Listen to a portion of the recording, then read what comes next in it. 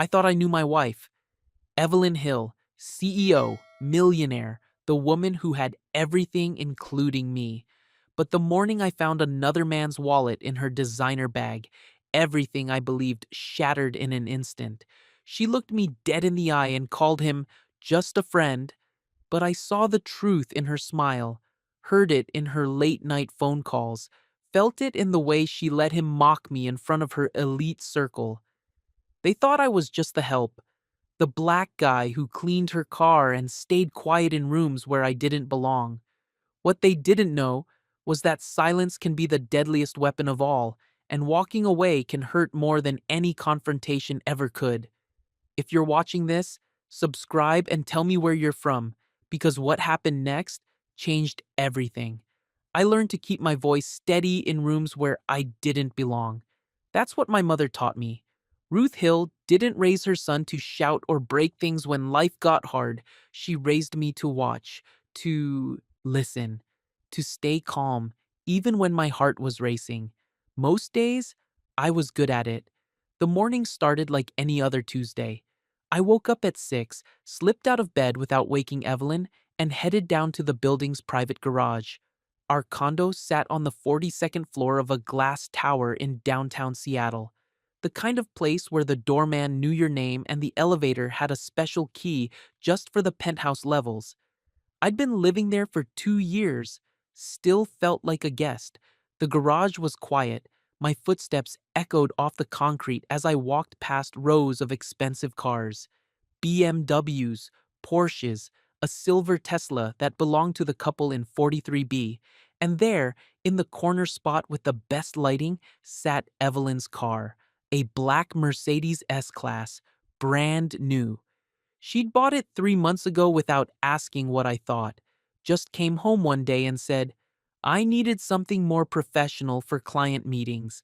I grabbed my supplies from the utility closet, microfiber cloths, glass cleaner, tire shine. Then I got to work. This wasn't in any job description. I was a professional driver for a private car service, not Evelyn's personal valet. But somewhere along the way, it became expected. She'd mention that her car looked dusty. I'd clean it. She'd say the interior smelled stale. I'd detail it. Small things that added up. I sprayed the windshield and wiped it down in careful circles. The sun was coming up now, casting orange light through the garage's narrow windows. It would be a nice day, clear skies, good weather for her board meeting. Evelyn had 3 board meetings this week. She was CEO of a tech startup that had just gone public. 20 million in venture capital, articles in Forbes and Business Insider. At 32, she was one of the youngest female CEOs in the Pacific Northwest. Everyone wanted a piece of her time, including me, her husband. I finished the car and checked my watch. 6:45. She'd be up soon, moving through her. Morning routine like clockwork. Shower, coffee, makeup. The navy suit she'd laid out last night. I took the elevator back upstairs. The condo was exactly how we'd left it. Modern furniture in shades of white and gray. Floor-to-ceiling windows overlooking the city. Abstract art on the walls that cost more than my truck.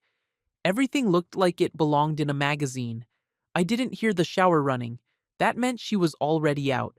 I found her in the kitchen, pouring coffee into a travel mug. She wore the navy suit with a white blouse underneath.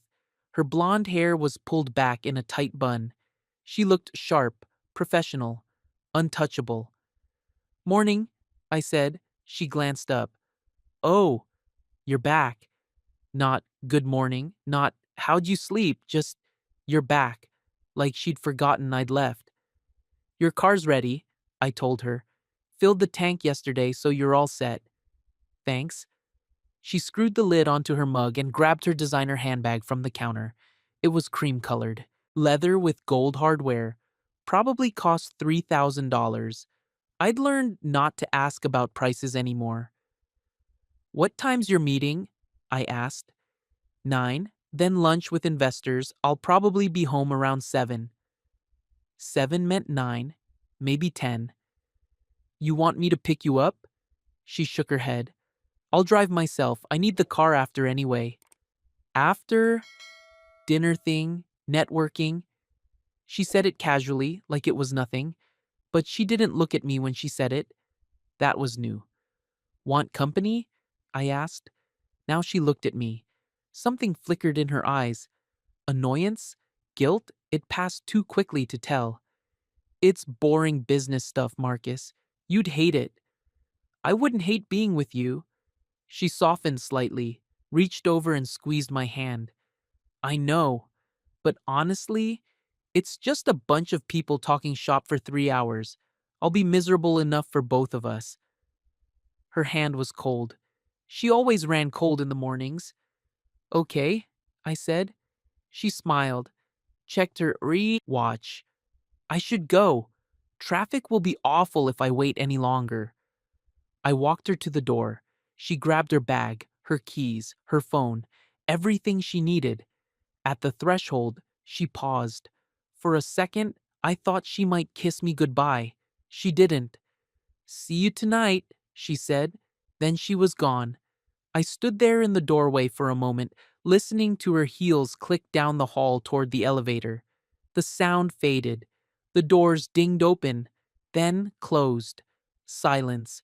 I went back inside and poured myself a cup of coffee, sat down at the kitchen island, looked out at the city waking up below. 2 years of marriage, most of it good, some of it great. But lately, it felt like I was disappearing. I met Evelyn at a corporate event. I was driving for a client who needed transportation to some fancy gala downtown. She was there with her company, schmoozing with investors in a red dress that made everyone turn and stare. We got to talking by the bar. She asked what I did. I told her I was a driver, and she didn't flinch, didn't look down at me or change her tone. She just smiled and said, "That's cool. I can't parallel park to save my life." We talked for an hour, then two. By the end of the night, she'd given me her number. Our first date was coffee, second date was dinner. Third date, she invited me to her place, and I saw what her world really looked like: money, success, a life I'd only seen in movies. But she didn't treat me like I didn't fit. She treated me like I mattered. 6 months later, she proposed. Not me, her. We were in her kitchen, a different condo back then, smaller but still nice, and she just looked at me over breakfast and said, "I think we should get married." I almost choked on my toast. What? I'm serious. I love you. You love me. Why wait? Evelyn, we've only been together 6 months. So, when you know, you know. She said it with so much confidence, like the universe had already agreed with her. I said yes. My mother had concerns. She didn't say them out loud, but I could see it in her eyes when I brought Evelyn home to meet her. Ruth Hill was a retired seamstress who lived in a small house in Tacoma. She'd worked her whole life to give me a shot at something better. She didn't trust easy money or easy love. After dinner, while Evelyn was in the bathroom, my mom pulled me aside in the kitchen. "You sure about this, baby?" "Yeah, Mama, I'm sure." "She's from a different world." "I know. Different worlds got different rules." "I know." She looked at me for a long moment. Then she hugged me tight and whispered, "Just don't lose yourself trying to fit in." I'd thought about those words a lot lately. I spent the day working, 3 airport runs, one corporate shuttle, and a last-minute ride for a guy who missed his train. By the time I clocked out, it was almost 6. I texted Evelyn. Me. "How'd the meeting go?" No response. I tried again an hour later. Me. "Still at dinner?" Nothing. By 9, I was back at the condo, sitting on the couch with the TV on, but not really watching it. My phone sat on the coffee table, screen dark and silent. She used to text me throughout the day. Little things, jokes, complaints about boring meetings. Once, she sent me a selfie with the caption, "Save me from these people." I couldn't remember the last time she'd done that. At 10, I heard the elevator ding down the hall. Then, footsteps, keys in the lock. The door opened, and Evelyn walked in. She looked tired. Her hair was loose now, falling past her shoulders. She kicked off her heels and dropped her bag near the entryway without looking at me. "Hey," I said. "Hey." She headed straight for the kitchen. I heard the fridge open, the clink of a wine bottle. I got up and followed her. She was pouring a glass of white wine, staring at nothing. "Long day?" I asked. "You have no idea." "Want to talk about it?" "Not really." She took a long sip, set the glass down, finally looked at me. "Sorry, that came out harsh." "It's okay. I'm just exhausted. These investors are so demanding. Everything's a negotiation. Everything's a test." "You want me to run you a bath or something?" She smiled faintly. "That's sweet, but I'm fine. I just need to decompress." I nodded. "Okay." She picked up her glass and headed toward the bedroom. I stayed in the kitchen, watching her go. Her bag was still by the door. It happened the next morning. I woke up early again, same routine, but when I came back upstairs after checking her car, Evelyn was already gone. She'd left for an early breakfast meeting without saying goodbye. Her bag was still by the door. I didn't think much of it at first.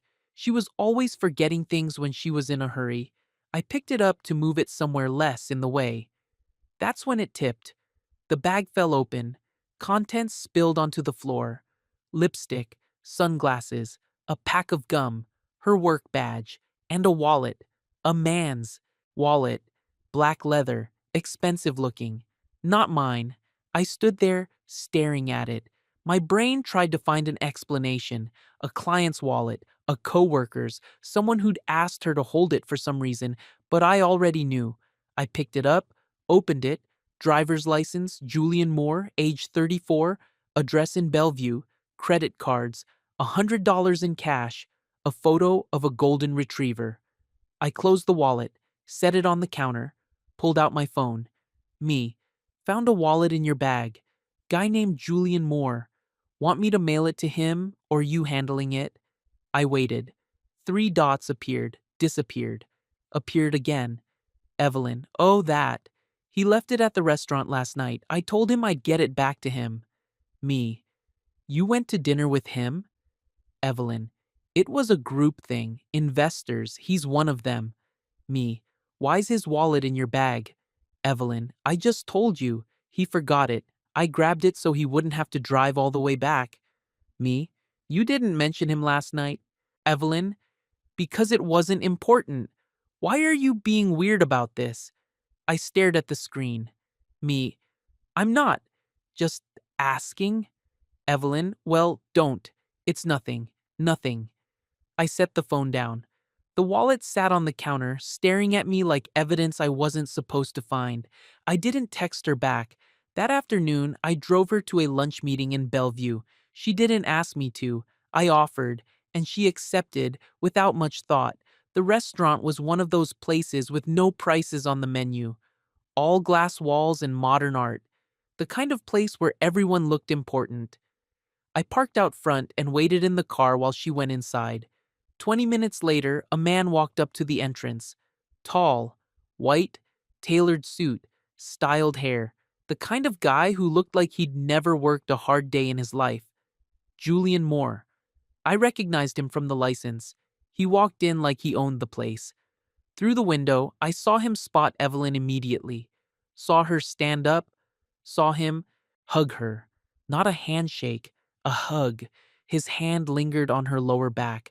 She laughed at something he said. I sat there, hands on the steering wheel, watching. When the lunch ended, Evelyn came out alone. She slid into the passenger seat and sighed. That was exhausting. Yeah? Julian talks so much. He thinks every idea he has is revolutionary. I didn't say anything. She glanced at me. You okay? Fine. You seem quiet. Just thinking. She studied me for a second, then shrugged and pulled out her phone. Started scrolling. We drove back to the condo in silence. That night, after she'd gone to bed, I lay awake staring at the ceiling. Julian Moore, his wallet in her bag, his hand on her back, the way she laughed. I wanted to ask her, wanted to demand the truth, but I didn't. because part of me already knew, and part of me wasn't ready to hear her say it. The next few days blurred together.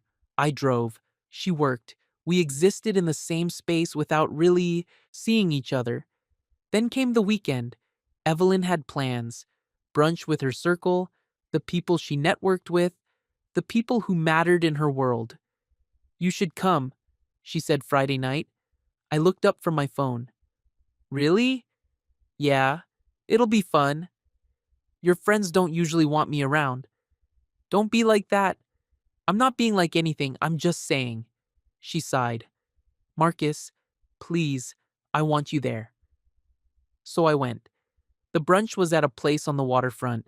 Outdoor seating, mimosas, people in designer clothes talking about things I didn't understand.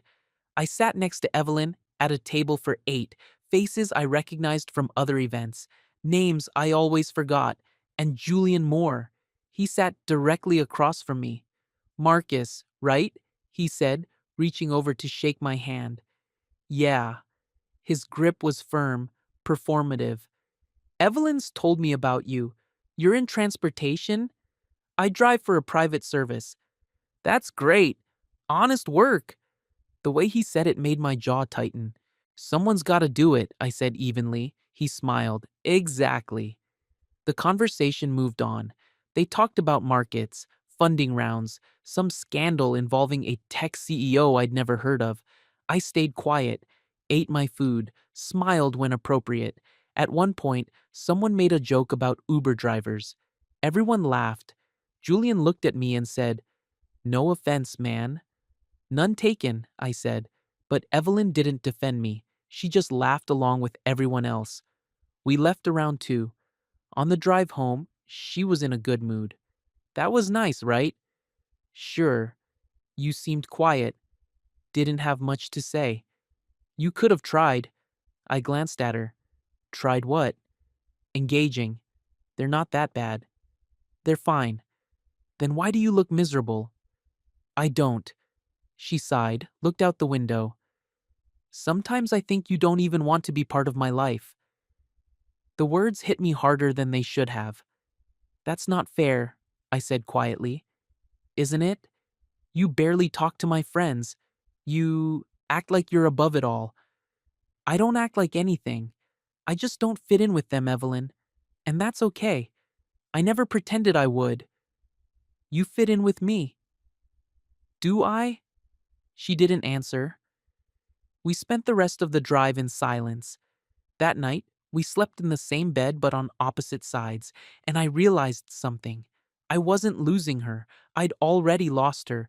I just didn't know when. Sunday morning, I visited my mother. Ruth Hill still lived in the same house where I grew up. Small, neat, a front porch with flower boxes she tended every weekend, the kind of place where neighbors knew each other's names and looked out for one another. I parked my truck on the street and walked up the familiar path. She was already at the door before I could knock. "Baby."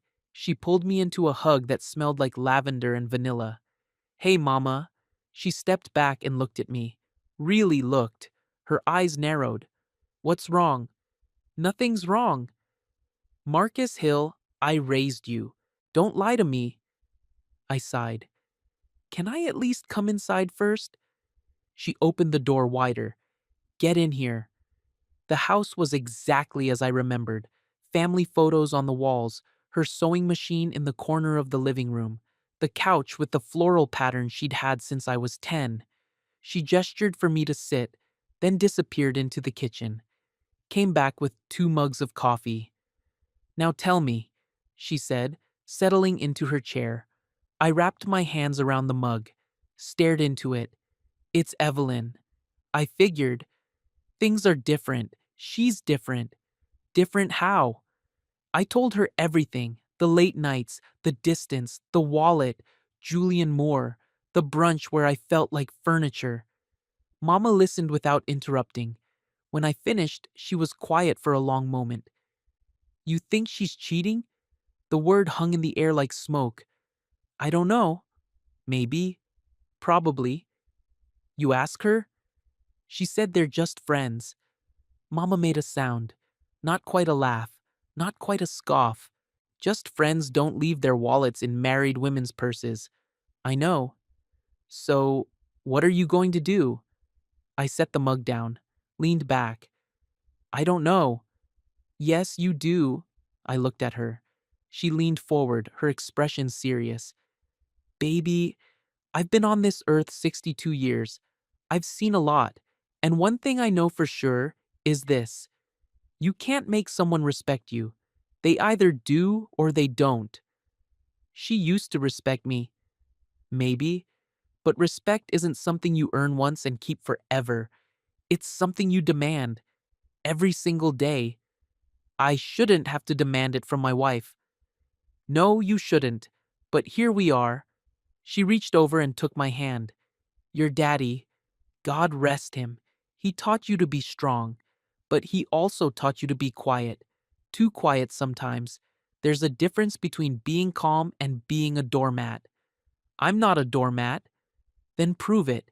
To yourself. Not to her. I squeezed her hand. I don't want to lose her, Mama. Baby, you already did. You just haven't accepted it yet. Monday, I went to work like normal, picked up a client at 6, drove them to the airport, came back and got another assignment. My coworker Caleb was in the break room when I stopped by around noon. Caleb Wright was 35, built like a linebacker with a laugh that could fill a room. We'd been working together for 3 years. He was one of the few people I could talk to about anything. Marcus, he said, looking up from his sandwich. You look like death. Thanks. I'm serious. What's going on? I grabbed a bottle of water from the fridge, sat down across from him. Woman trouble? Is it that obvious? Man, you've been walking around here like a ghost for 2 weeks. I figured it was either Evelyn or you owed somebody money. I almost smiled. It's Evelyn. She's still acting funny? I'd mentioned some of it to him before. Not everything. Just enough. Yeah, it's getting worse. You talk to her? She says I'm imagining things. Caleb shook his head. Classic. Make you feel crazy so she doesn't have to feel guilty. You think she's cheating? I think if you have to ask that question, you already know the answer. I took a long drink of water. Said nothing. What are you going to do? He asked. I don't know. You want my advice? Sure. He leaned back in his chair. Protect yourself. Start putting money aside. Get your own account if you don't have one already. Document everything. Dates, times, texts, just in case. In case of what? In case this goes where I think it's going. You're married to a woman with serious money, Marcus. If this ends badly, you need to be ready. I don't want her money. I know you don't, but she might try to use it against you anyway. That's how people like her operate. They'll make you feel small, make you feel like you owe them something. He wasn't wrong. Just think about it, Caleb said. Cover your bases, protect yourself. I nodded slowly. I nodded. Yeah, okay. That night, Evelyn came home at 8. She was on her phone when she walked in, laughing at something someone had texted her. She barely looked at me. I'm ordering Thai food, she said. You want anything? I already ate. Okay. She kicked off her shoes and went to the bedroom. I heard the shower start a few minutes later. I sat on the couch, staring at nothing. My phone buzzed. A text from Caleb. Caleb, you good? Me. Yeah, thanks for earlier. Caleb, anytime, brother. You need anything, call me. I set the phone down. The shower was still running. I got up and walked to the bedroom door. Stopped. Listened. She was humming. She hadn't hummed in the shower in months. Tuesday morning, I opened a new bank account. I didn't tell Evelyn. I just went to a different bank during my lunch break and set it up. A simple checking account. No joint access. Just mine. Then, I started moving money. Not a lot. Just a little from each paycheck. Enough that I could survive on my own if I needed to. Caleb was right. I needed to protect myself. That night, Evelyn had another event, some networking thing downtown. She asked if I wanted to come. I said no, she didn't push. I spent the evening alone in the condo, ate leftovers, watched a game, tried not to think about where she was or who she was with. She came home at midnight. I pretended to be asleep. Wednesday, she worked from home. We moved around each other like strangers. She sat at the dining table with her laptop. I stayed in the living room with a book I wasn't really reading. At some point, her phone rang. She glanced at the screen, then got up and went into the bedroom. Closed the door. I heard her voice through the wall, muffled, soft. She laughed, the kind of laugh that was light and easy, the kind she used to give me. When she came back out, her cheeks were flushed. "Everything okay?" I asked. "Yeah, just work stuff." Sounded like a fun call.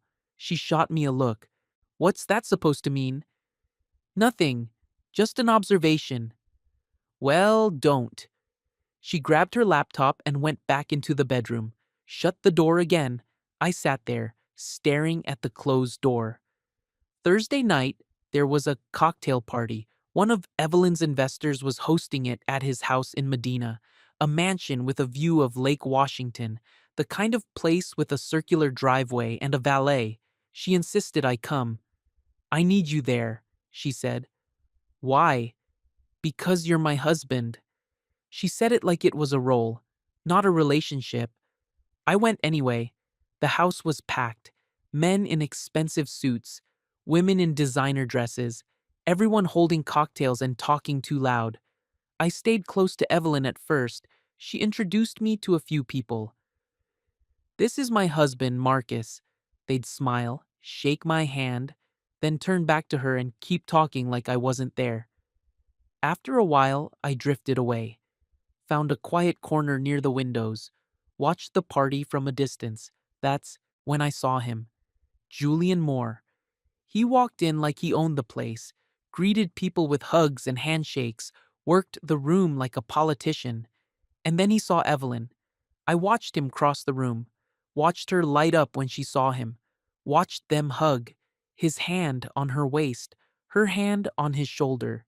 They stood too close, talked too long. Someone nearby made a joke. "Those two should just get a room already." Everyone laughed, including Evelyn. I stood there, frozen. A woman next to me leaned over. "You okay?" "Yeah," I said quietly. "I'm fine." But I wasn't. Julian said something. Evelyn laughed. He gestured toward me, still standing in the corner. And then he said it, loud enough for the group to hear. "At least you've got good help at home, Evie." "Help, not husband. Help." The group laughed again. Evelyn smiled, didn't correct him, didn't defend me, just smiled.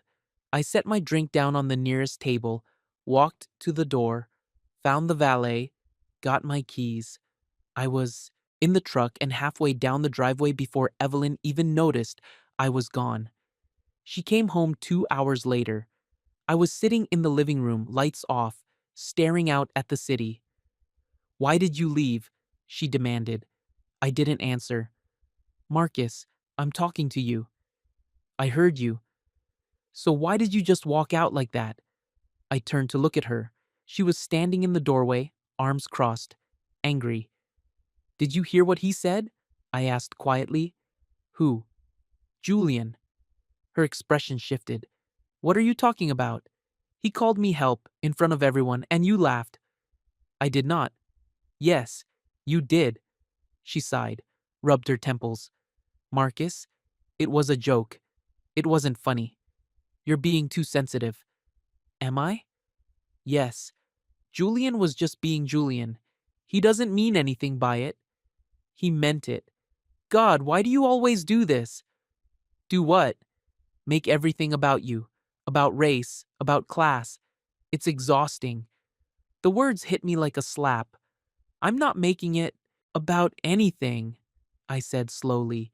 "He disrespected me. You let him." "I didn't let him do anything. You're twisting this." "I'm twisting it?" "Yes, you are. You always think people are looking down on you. Maybe they're not. Maybe you just can't handle being in spaces like this. I stared at her. She stared back, and I realized something. She believed what she was saying. She actually thought I was the problem. I'm going to bed, I said. Great, run away. That's what you always do. I didn't respond, just walked past her into the bedroom, closed the door, lay down in the dark, and made a decision. Friday morning, I woke up before dawn. Evelyn was still asleep. I got dressed quietly, grabbed my keys, left. I drove to a diner near my mother's house, ordered coffee and eggs, sat in a booth by the window. My phone buzzed. Evelyn? Where are you? I didn't answer. It buzzed again. Evelyn? Marcus? Seriously? Where did you go? I turned the phone face down. I ate slowly, drank my coffee, watched the sun come up. When I finally left, I drove to my mother's house. She was awake, already working in her garden. Marcus. She stood up, brushing dirt off her hands. What are you doing here so early? I need to talk. She looked at me, saw something in my face. Come inside. We sat at her kitchen table. She made more coffee, waited. I'm done, I said finally. Done? With Evelyn, with trying. I'm done. Mama didn't look surprised. You sure? Yeah, I can't do this anymore. She doesn't respect me. She doesn't see me. I'm just there, like furniture. What are you going to do? Leave. She nodded slowly. You have a plan? Not yet, but I'm working on it. You have money saved? Some. I opened my own account this week. Been putting money aside. Good. That's smart. She reached across the table and took my hand. Baby, I'm proud of you. For what? For knowing when enough is enough. That takes strength. Real strength. I felt something crack inside me. Not breaking, just opening. I loved her, Mama. I know. I really did. I know, baby, but sometimes love isn't enough. Not when there's no respect. Not when there's no dignity. I nodded, felt the weight of it settle. You're going to be okay, she said. You're going to be better than okay. How do you know? Because you're my son, and I didn't raise no fool. I almost smiled. I spent the weekend at work, picked up extra shifts, kept busy, kept my mind off Evelyn. She texted a few times. I responded with short answers, told her I needed space. She didn't fight it. Sunday night, I went back to the condo. She was sitting on the couch, glass of wine in hand. She looked up when I walked in. You're back? Yeah. We need to talk. Okay. She set her glass down. I don't know what's going on with you lately, but this silent treatment thing, it needs to stop. I didn't sit, just stood there, hands in my pockets. I'm not giving you the silent treatment. Then what is it? I'm just done fighting. Fighting about what? Everything. Nothing. It doesn't matter anymore. Her eyes narrowed. What does that mean? It means I'm tired, Evelyn. I'm tired of feeling like I don't belong in your life. Like I'm some project you took on and now you're bored with. That's not fair. Isn't it? She stood up. I've given you everything. This home. This life. I brought you into my world. Your world? I repeated. Not ours. What do you want from me, Marcus? I wanted you to love me. Not what I could do for you. Not how I made you look. Just me. I do love you. No, you don't. Not anymore. Maybe you did once, but not now. She opened her mouth, closed it, couldn't find the words, because she knew I was right. I'm going to bed, I said. Marcus, good night, Evelyn. I walked past her into the bedroom, closed the door, and started packing. Not everything, just essentials, things I'd need. I didn't know when I'd leave, not yet, but soon, very soon. Monday morning, I woke up and Evelyn was already gone. No note, no text, just an empty bed and the faint smell of her perfume in the air. I got up, made coffee, stared out at the city. Everything looked different now. The view from the 42nd floor used to feel like possibility, like I'd made it somewhere. Now it just felt like glass walls, beautiful, cold, keeping me in. I checked my phone. One message from Caleb. Caleb, you working today? Me. Yeah. Need the hours. Caleb, good. Stay busy. Stay focused. He didn't have to say what he meant. I understood. I showered, got dressed, left the condo without looking back. The week moved slow. Each day felt like walking through water. I drove clients, made small talk, smiled when I was supposed to, but inside I was somewhere else, planning, thinking, preparing. Every night I came home late. Evelyn was either out or already in bed. We barely spoke. When we did, it was surface level, weather, work, nothing real. On Wednesday, she left her laptop open in the living room. I wasn't trying to snoop. I walked past on my way to the kitchen and saw it, saw the messages open on the screen. From Julian. I stopped, stood there for a second, debating. Then I looked. Julian. Tonight was perfect. I can't stop thinking about you. Evelyn, stop. Someone might see this. Julian. Then let them. I'm tired of hiding. Evelyn, it's complicated. Julian, it doesn't have to be. I read it twice, then a third time. My hands were shaking. I closed the laptop, walked back to the bedroom, sat on the edge of the bed, and I didn't feel angry. I felt relieved, because now I knew for sure. No more guessing, no more wondering if I was imagining things.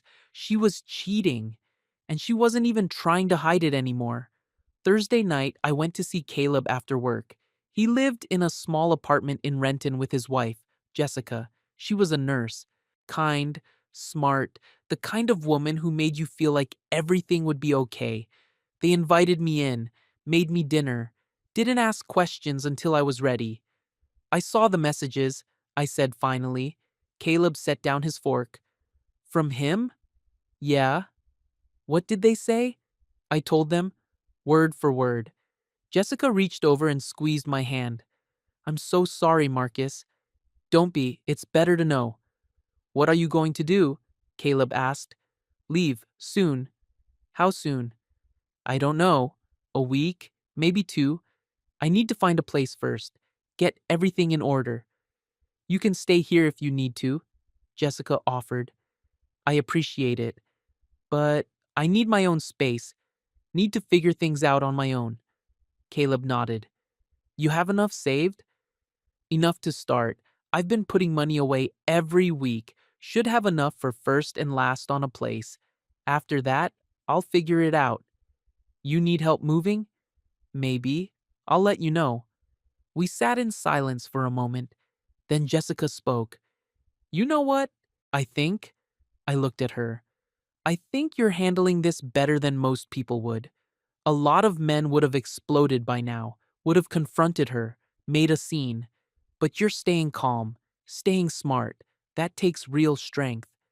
My mama raised me that way. She raised you right. I almost smiled. Thanks. Friday evening, Evelyn came home early. She walked in carrying takeout from the Thai place she liked, set it on the counter. I got dinner, she said. Thought we could eat together, actually talk. I looked up from my phone. Okay. She unpacked the food. Pad Thai, spring rolls, coconut soup. She plated everything carefully, poured 2 glasses of water. We sat at the dining table, ate in silence for a few minutes. We can't keep doing this, she said finally. Doing what? This. Avoiding each other, walking around like strangers. You're right. She looked surprised. So what do we do? I don't know, Evelyn. What do you want to do? I want us to fix this. How? I don't know. Therapy maybe, or just talking more, trying harder. I set down my fork. Do you love me? The question hung in the air. She blinked. Of course I do. Do you? Marcus, why would you even ask that? Because I need to know. And I need you to be honest. She looked down at her plate. I do love you, but. But what? There's a but in there. I can hear it. She sighed, rubbed her face. But I don't know if it's enough anymore. The truth? Finally. Enough for what? I asked quietly. For this. For us. For everything we've been trying to make work. What changed? I don't know. Everything. Nothing. We're just different. You mean I'm different from your world? That's not what I said. But it's what you meant. She didn't deny it. I leaned back in my chair. You know what the worst part is? What? I would have done anything for you. Anything. And you made me feel like it was never enough. That's not fair. Isn't it? You brought me into your life, your world, but you never let me be part of it. Not really. I was always just the husband you showed up with, the black guy you married to prove something. That's not true. Then what am I, Evelyn? What am I to you? She opened her mouth, closed it, couldn't answer, because she didn't know. Or maybe she did, and couldn't say it out loud. I stood up. I'm not doing this anymore. Doing what? Pretending. Acting like everything's fine when it's not. So what? You're just giving up. No, you gave up. Months ago. I'm just catching up. I walked toward the bedroom. Marcus, wait! I stopped. Didn't turn around. I don't want to lose you, she said. You already did. That night, I couldn't sleep. I lay in bed, staring at the ceiling. Evelyn was next to me, facing the wall. The space between us felt like miles. Around 2 in the morning, her phone buzzed on the nightstand. Once, twice, 3 times. She stirred, reached for it, looked at the screen. I watched her face in the glow, saw her smile, just slightly. She typed something, hit send, set the phone down, turned back toward the wall. I closed my eyes, pretended to be asleep, but I wasn't. I was planning. Saturday, I spent the day apartment hunting. I told Evelyn I was working. She didn't question it. I looked at 5 places, small 1-bedrooms in neighborhoods I could afford. Nothing fancy, but clean, safe, mine. The last place I saw was in Georgetown. First floor, hardwood floors, a small kitchen, a view of the street. It's available immediately, the landlord said. First, last, and deposit. I did the math in my head. I could swing it. I'll take it. Great. I'll need references, employment verification, the usual. No problem. We shook hands. I filled out the paperwork. By the time I left, I had keys in my pocket. 1 month. That's all I needed. 1 month to finish packing, to prepare, to disappear quietly. Sunday, my mother called. Come over, she said. I made pot roast. I couldn't say no to pot roast. I drove to her house. She had the table set when I arrived. 2 places, candles, like it was a special occasion. What's all this? I asked. Can't a mother feed her son without a reason? You can, but you usually don't light candles. She smiled. Sit down, baby. We ate, talked about small things, work, weather, her garden. Then, she set down her fork and looked at me. You made a decision. It wasn't a question. Yeah. You're leaving her. Yeah. She nodded slowly. When? Soon. I found a place. Just need to get everything together. How are you feeling? Honestly, numb, like I should feel more, but I don't. That's normal. Sometimes you run out of tears before you run out of hurt. I guess. She reached across the table, took my hand. I want you to know something. What? I'm proud of you. For knowing your worth. For not settling. A lot of people stay in situations that destroy them because they're scared of starting over, but not you. You're walking away with your head up. Doesn't feel like it. It will. Give it time. Monday morning, Evelyn left for a business trip. San Francisco. 3 days, some investor conference. She kissed my cheek on her way out. I'll call you when I land. Okay. She paused at the door. Are we okay? We're fine. She didn't look convinced, but she didn't push. The door closed behind her. I waited until I heard the elevator. Then I started packing. Not everything, just the things that mattered: clothes, books, photos, my mother's old quilt. I worked methodically, no emotion, just action. By noon, I had 3 boxes filled. I loaded them into my truck, drove them to the new apartment, stacked them in the corner. It didn't feel real yet, but it would. Tuesday, Evelyn called. Hey, she said. Her voice was light, almost happy. Hey, the conference is good so far. Lots of interesting people. That's good. How are things there? Fine, quiet. You okay? You sound off. Just tired. Okay. Well, I'll call you tomorrow. Love you. She hung up before I could respond. I stared at my phone. She said, love you, like it was automatic. Like it didn't mean anything anymore. Maybe it didn't. Wednesday evening, I went back to the condo to pack more. I was in the bedroom when I heard the front door open.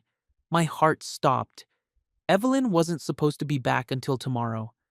I walked out into the living room. She was standing there with her suitcase, and Julian. They both froze when they saw me.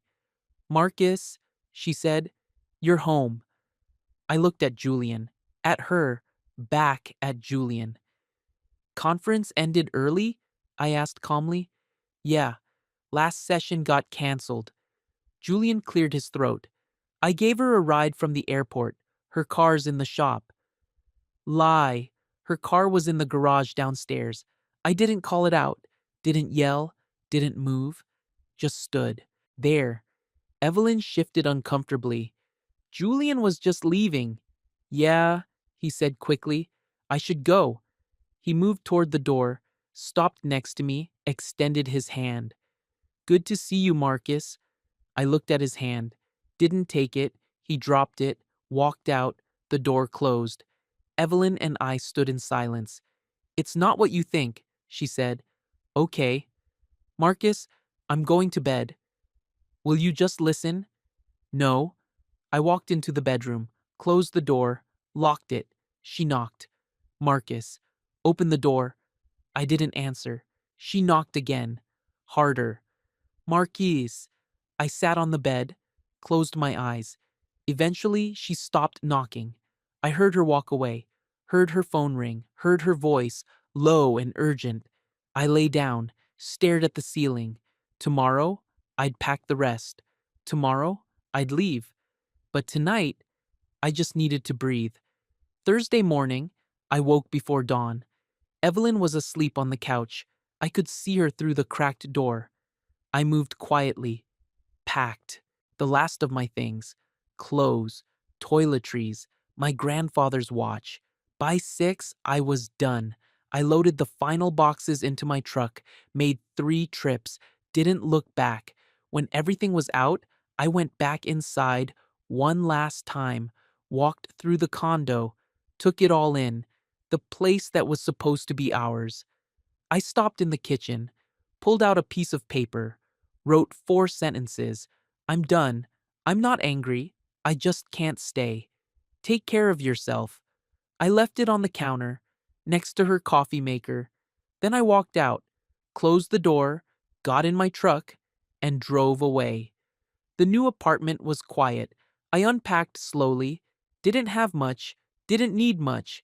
By noon, I had a bed set up, clothes in the closet, a few dishes in the kitchen. I sat on the floor, back against the wall, looked around. It wasn't much, but it was mine. My phone buzzed. Evelyn, where are you? I didn't answer. It buzzed again. Evelyn, Marcus, please. We need to talk. I turned off the phone, closed my eyes. And for the first time in months, I felt something like peace. The first week was the hardest, not because I missed her, but because I kept expecting to. I'd wake up in the morning and reach across the bed, find empty space, remember where I was, who I wasn't with anymore. Then I'd get up, make coffee, go to work. The routine helped. Driving gave me something to focus on. Clients who needed rides, destinations, simple tasks with clear endings. Caleb checked on me every day. Caleb, you good? Me, yeah. Caleb, you eating? Me, yeah. Caleb, liar. Come over for dinner tonight. I went. Jessica made chicken and rice. They didn't ask too many questions, just let me exist in their space without pressure. She's been calling, I said over dinner. You answer? Caleb asked. No. Good, let her sit with it. She keeps texting too, saying we need to talk. Do you want to talk to her? I thought about it. No, there's nothing left to say. Jessica nodded. Then don't. You don't owe her closure. You don't owe her anything. I keep thinking I should feel worse about it. Why? She asked. Because I loved her. 2 years, and I just walked away. You didn't just walk away, Marcus. You tried. For months. She's the one who stopped trying. She's the one who chose someone else. I know. Then stop punishing yourself for doing what you had to do. I looked down at my plate. Thanks. Anytime, she said softly. By the second week, I started to settle in. The apartment didn't feel temporary anymore. It felt like home. I bought a couch from a thrift store, a lamp, some plants my mother insisted I needed. Living things make a place feel alive, she said. She came over on Saturday, brought groceries, helped me organize the kitchen. It's small, she said, looking around, but it's good. It's honest. Yeah. You doing okay, baby? I'm getting there. She studied my face. You look lighter, like you can breathe again. I can. She pulled me into a hug. I'm proud of you. You keep saying that. Because it keeps being true. Evelyn stopped texting after the first 10 days. The messages went from desperate to angry to nothing. Evelyn, please just talk to me. Evelyn, you can't just disappear like this. Evelyn, I know you're seeing these. Evelyn, fine. Be a coward. Then silence. Part of me wondered if she'd show up, bang on my door, demand answers. She didn't. Maybe she realized there was nothing to say, or maybe Julian was keeping her distracted. Either way, it didn't matter anymore. 3 weeks in, I started working more. Extra shifts, longer hours, not because I needed the money, but because I wanted to. I liked being busy, liked the feeling of earning something that was entirely mine. One afternoon, I picked up a client from the airport. Older woman, probably mid-60s, dressed nice, polite. We talked during the drive. She asked what I did besides driving. This is it, I said. You like it? Yeah, I do. That's rare. Most people just do jobs. You seem like you actually care. I try to. She smiled. My late husband used to say that character shows up in the small things, how you treat people, how you do your work, even when nobody's watching. Sounds like he was smart. He was, and he taught me that the best revenge is living well. I glanced at her in the rearview mirror. Revenge? Against anyone who underestimated you, who made you feel small. The best way to prove them wrong is to be happy without them. I didn't know what to say to that. She just smiled. You'll figure it out, young man.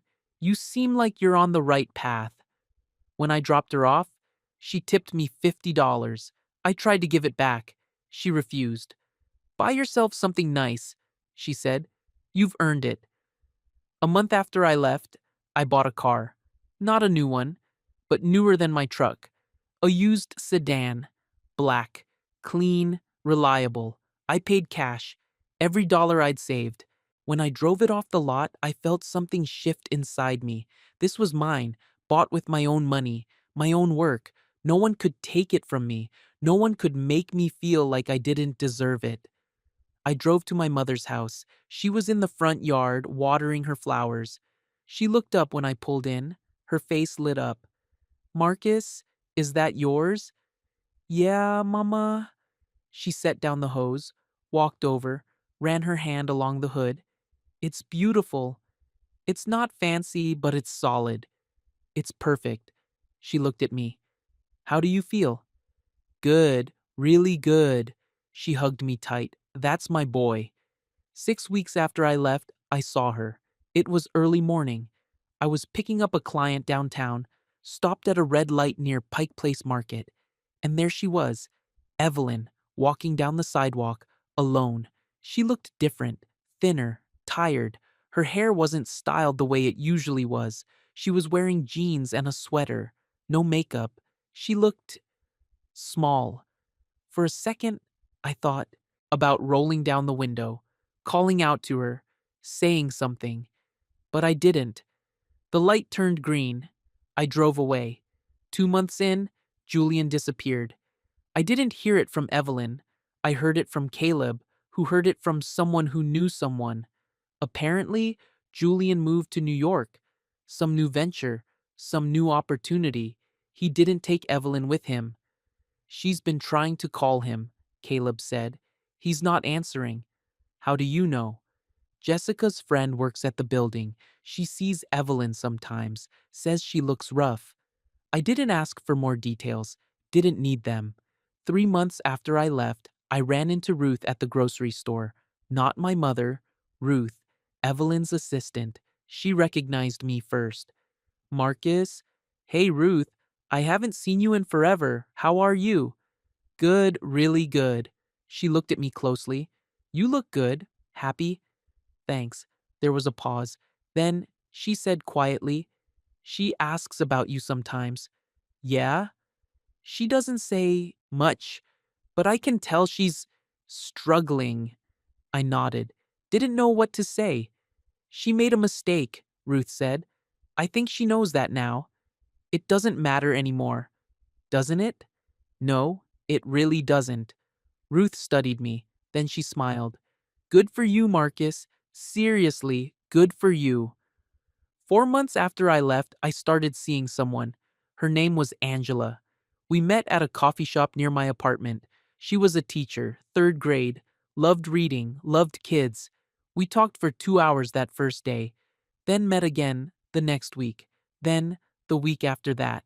It wasn't serious, not yet, but it was easy, light, no games, no pretending. She knew I'd been married. I told her the basics. She didn't push for more. Everyone's got a past, she said. What matters is where you're going. Where am I going? She smiled. Wherever you want. 5 months after I left, my mother called me. She came by today. I froze. Who? Evelyn? What did she want? To know how you were, where you were. What did you tell her? That you're fine, that you're happy, that she should leave you alone.